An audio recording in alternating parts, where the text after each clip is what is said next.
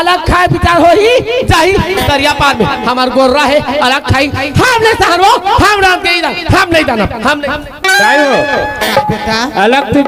खाए को विचार है वो कैसे कोठा खुबला ते कैसे कोठा था बेटा नेसियाद आदमी और आखी कान दिखाई नहीं गोरा जा कनो आगिल बारू बेटा लुगरा धाली भंग भंग भंग भंग पूजा मर जाऊं बेटा फिर हम काय होते वत तब होनी देत की के ये खुबला काय दाई मोरे ठल बात मान में बेटा का बातला मोर बड़े बहु निकले बेटा तब ले मैं पसे पसे बतरसा था खुबला ओकर मैं के जाते बेटा